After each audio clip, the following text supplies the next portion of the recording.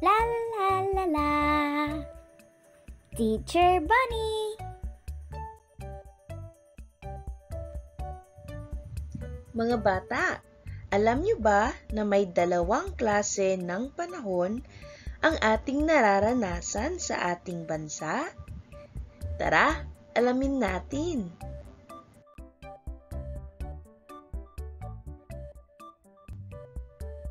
Mensahe.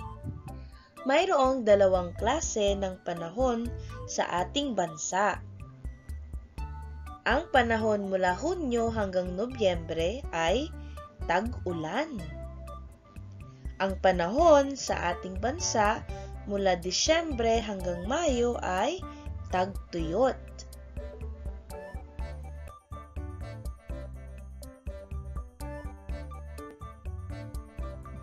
Mga katanungan. Napapansin niyo ba ang iba't ibang panahon sa bansa? Ano-ano ang nararanasang panahon mula Hunyo hanggang Nobyembre?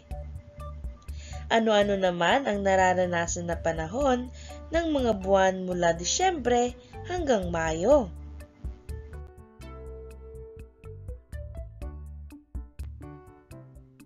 Rainy season, tag-ulan. Ang panahon mula Hunyo hanggang Nobyembre ay tag-ulan. Sa panahong ito ay nakakaranas ang bansa ng malalakas na pag-ulan at matitinding bagyo.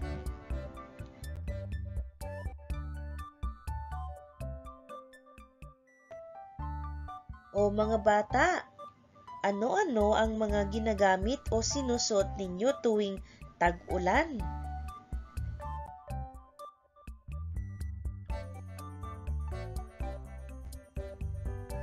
Mainam na gumamit ng raincoat, payong at bota tuwing umuulan.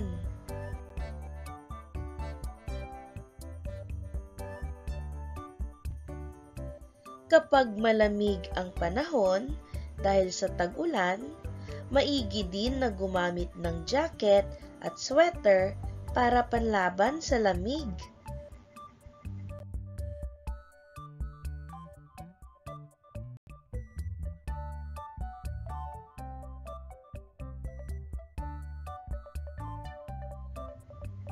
Dry season, tagtuyot.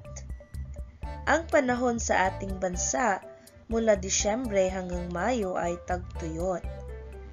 Sa panahong ito ay nakararanas lamang ang bansa ng mga minsanang pagbugso-bugsong pag-ulan. Kadalasan ay matirik ang araw sa panahon ng tagtuyot.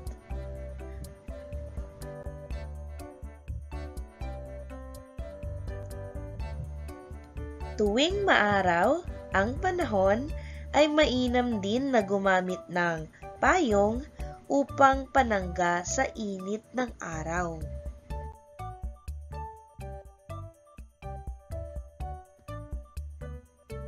Para naman hindi mainitan ay maaaring magsuot lamang ng mga maiiksing damit.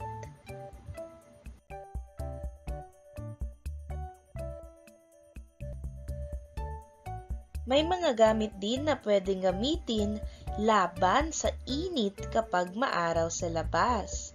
Pwede po tayong gumamit ng sunblock, sunglasses, at sombrero.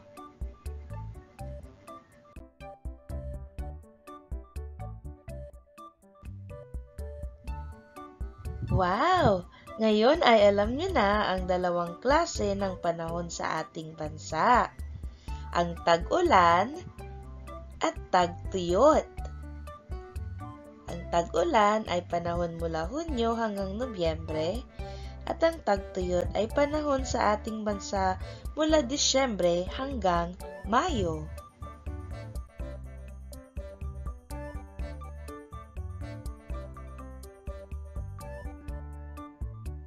Maraming salamat sa panonood!